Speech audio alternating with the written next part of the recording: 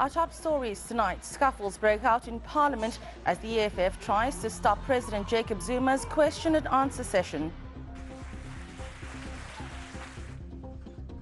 Learning is yet to resume as mobile classrooms are delivered in Vuwani in Limpopo. This is Enewsdirect. Good evening. I'm Leanne Jansen. And I'm Gershon Kutsi. Good evening. You can comment on any of our stories by following us on Facebook and Twitter at Enewsdirect. You can also track our main stories by using the following hashtags: Parliament and Vuwani Debates. First, we start with this. The Minister of Finance says he was shocked by reports of his looming arrest. In a statement issued a short while ago, Pravin Gordhan maintains his innocence. The reports emerged over the weekend, but officials have been quick to dismiss them. Gordhan says the news is extremely distressing to his family. He further says he was not aware of any pending charges. The minister's legal team will be approaching the Hawks and National Prosecuting Authority for clarity.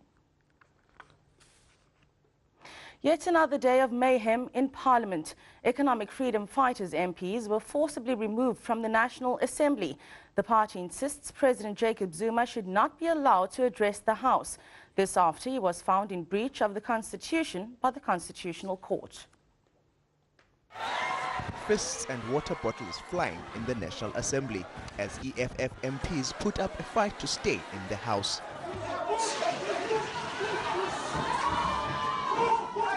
EFF leader Julius Malema says they won't back down. The only thing that will bring peace here is when Zuma resigns, as a sign of respect to the Constitutional Court and the Constitution itself. So every time he comes here, the same thing will happen. We say that without any fear. An unruffled President Jacob Zuma took to the podium to answer members' questions, including an accusation that he lied about having a bond for the construction of his controversial 246 million rand Gantla homestead. The family paid not the 5 issues that were built by government. That must be very clear. I therefore never lied to say I built my homestead with my family. I've never said I built the 5 items that the Concord talks about. That was built by government. The Concord and the public protector says the family on what the government built indirectly benefited, and there must be a reasonable amount to be paid. That's a true story. So I'm telling you, I'm telling the people of South Africa, I never lied. The president also called on communities to stop violence and burning of property during service delivery protests. Bonga Dlulane, Parliament. Pupils in Vuwani in Limpopo are slowly picking up the pieces. Mobile classrooms are arriving in the area, but formal lessons have not yet resumed. More than 20 schools were destroyed during protests over a decision to merge the area with Malamulele municipality. Parolees are brought in to help clean up schools in Vuwani. Mobile classrooms are also slowly arriving. But all this is happening a day after schools were meant to reopen. And yet another academic day has been missed. In Luamondo, about 45 minutes away, matric pupils gather to revise maths and science. Concerned community members are pitching in to help prepare them for the upcoming exams. The tutors are university students who say they couldn't stand by and do nothing. Classes from Monday to Friday, from 8 o'clock to 2 o'clock in the afternoon, 8 o'clock in the morning. The tutors are from around here, Ramondo. They are all retired BSc students. They are, part of them, they are from the University of Venda. Local businesses are also lending a hand. At the moment, Coroni is feeding the students at school where there's extra classes being given. This staff is actually forfeiting of their meals in order to feed the pupils, and Coroni is also subsidizing meals for them. The pupils say the lessons have given them hope as they prepare to tackle the matric exams. Organizers hope to continue with the classes over weekends even once schools have reopened. Zikhona Tshona, Luamondo in Limpopo. Meanwhile, the ongoing municipal demarcation dispute in Vuwani dominated this morning's parliamentary debate. But it wasn't just the burning of schools that took centre stage. Local Government Minister Des van Rooyen found himself hot under the collar a few times during his address. Tensions in Vuwani are in the spotlight in Parliament. The DA says empty election promises are at the heart of the unrest. A report by the Municipal Demarcation Board in 2014 indicated that a standalone Malamulele municipality, at that time excluding Vuwani, was not financially or operationally viable. The ANC says programs are in place to ensure pupils in Vuwani return to class as soon as possible. Honourable Chairperson, at the moment, 74 mobile classrooms are readily available from 6 service providers. Cooperative Governance and Traditional Affairs Minister Des van Rooyen was heckled relentlessly. Order, Honourable Member. I wanted to check if Gupta ministers are allowed to speak here. Honourable Shibambo, we do not have a member of the executive who is a Gupta minister. Maybe we can do a minister a favor on condition he answers the question, what was he doing in Dubai? Van Rooyen desperately sought refuge from the chair. I hope, Chair, at some stage you will protect me so as I exercise my right as a member of the House. But that did little to deter the EFF from taunting Van Rooyen about his weekend as finance minister. We should allow him to speak on Saturdays and Sundays because he's a weekend special. That's not a point of order, Honourable Mzozi. Can you take a seat? But it's Tuesday today. He should speak only on Saturday. The EFF is also demanding to hear from the Basic Education Minister. A court victory for black farmers today who for generations exchanged their labour for grazing rights on white-owned farms. Thousands of so-called labour tenants have won in the Land Claims Court following a long battle. The state has agreed to work with them to ensure that laws designed to redress the apartheid-era forced evictions are implemented. We'll know what we need to do about the land issue. Not do wrong things that are done by other people. Properly, within the law, within the constitution. If it means amending the law, yes, yes. Just days after the president promised that government was ready to push for more radical land reform, the state has settled a protracted legal battle with 19,000 labour tenants. It's been 2 decades since President Nelson Mandela enacted law intended to ensure the rights of such farmers. Many of these labour tenants were forcibly removed from farms during the apartheid era. They went to court to force government to act on its own laws and redress the rights violations they had suffered. And now the Department of Rural Development and Land Reform has agreed in court to appoint a senior manager. What this court order represents is essentially a promise from government that it will negotiate with so-called labour tenants. But it cannot be seen as any form of guarantee that those labour tenant farmers will receive the compensation or land they believe is due to them anytime soon. What labour tenants do have on their side is a seemingly growing awareness that land reform is a significant political issue. One that could well end up being a political game changer. Karen Moore, Johannesburg.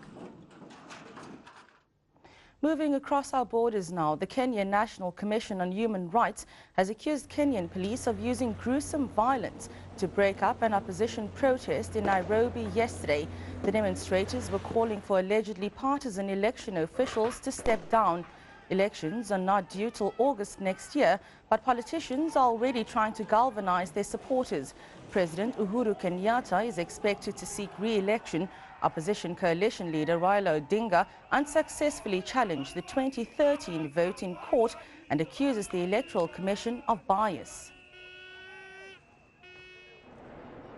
World and regional powers have begun fresh talks to get the Syrian peace peace process back on track. The Vienna meetings being chaired by the US and Russia. The aim is to strengthen a fragile truce and boost humanitarian aid.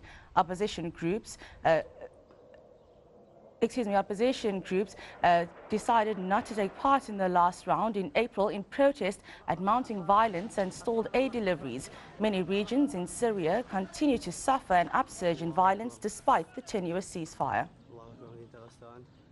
Up next, your business and weather updates.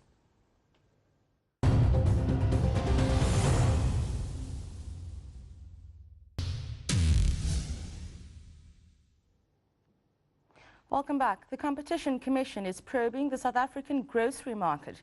It aims to root out price fixing and collusion among retailers.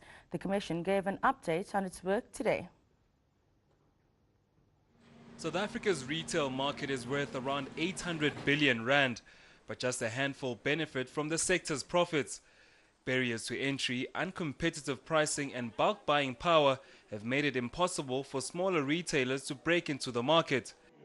These are the issues that the regulatory watchdog hopes to uproot, while at the same time protecting the consumer from unfair pricing.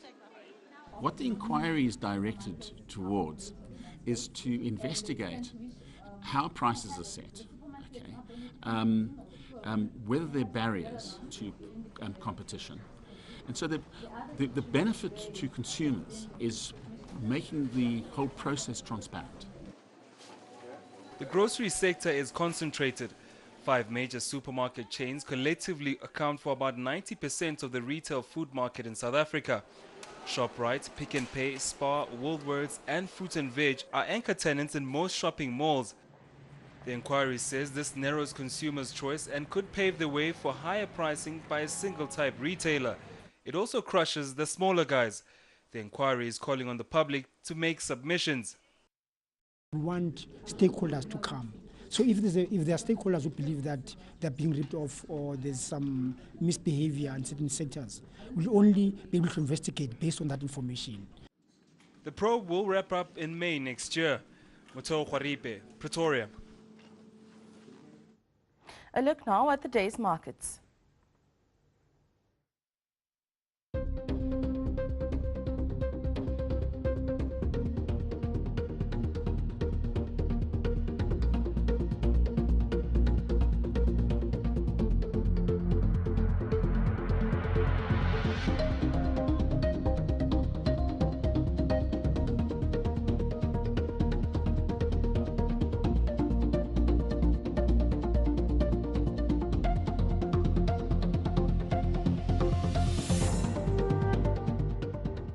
Your weather update next with Candice.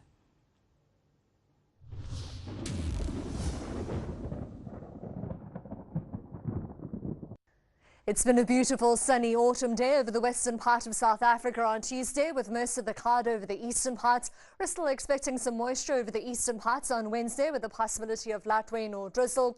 We're expecting windy conditions over the southern and southwestern interior, as well as along the east coast, with berg winds resulting in a warm day over the southern part of South Africa. And that's ahead of a cold front which brings in cloudy, wet and cold weather over the southwestern parts. We're expecting a windy afternoon along the KZN coastline with the possibility of drizzle for Richards Bay at 27. A warmer day for the Eastern Cape with a hot forecast along the coast between Port Elizabeth and East London and a maximum temperature of 30 degrees. Mostly sunny at 28 for George, but with that cold front bringing in cold, wet and much cooler weather in the southwest. Cape Town with a 60% chance of rainfall and a high of only 17 degrees. Cooler for Alexander Bay at 20 with a sunny and hot forecast for Uppington just shy of 30 degrees. You'll see a bit of cloud for the Free State, 24 for Bloemfontein and Welkom. We stick in the mid-20s as we head towards the northwest with a predominantly sunny forecast. Light rain is expected for Phalaborwa with a high of 26 degrees and another mild day for Polokwane in the low 20s. Sunny and mild over the western part of Mpumalanga with some drizzle expected for Bombela at 25 degrees. Sunny for Johannesburg at 23 and Pretoria expecting a high of 25. On Thursday, the cold front spreads a chance of rainfall over the southern part of South Africa. Still dry over the central and northeastern parts with cloudy, wet and much cooler weather in the forecast over the eastern part of the country on Friday, but with things starting to clear out and warm up again in the west. That's all from the Weather Centre for now. Enjoy the rest of your night.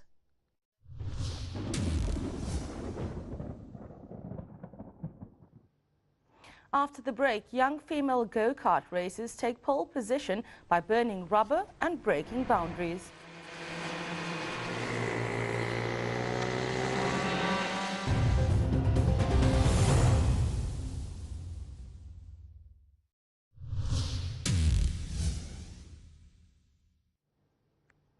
Motorsports are growing in popularity among local kids.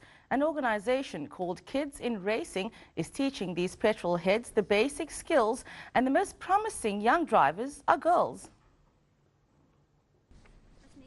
They could be the next Schumacher, Hamilton and Raikkonen.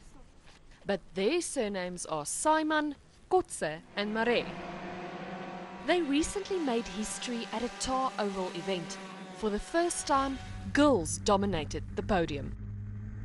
In the classroom, they may be known as Anelia, Megan and Marley, but here on the racetrack, they go by Neely, Blondie and Rowdy. And don't underestimate these 60cc karts. The girls whiz by at speeds of up to 100 kilometers per hour. 10-year-old Megan Kotze recently became the first girl to be crowned SA's Junior Go-Karting Champion. Sometimes you need to be scared because it's just it's a competition, but confusing. It's actually good if you get on your nerves, then you get more. But if you practice a lot, you begin to feel safe. Yeah. Yes, every champion was once a beginner, so we all were once beginners, and look, we're all champions now. The little petrol heads are encouraging more girls to get behind the wheel. They reckon girls in go-karts are the future. Daniela van Heerden, Brakpan.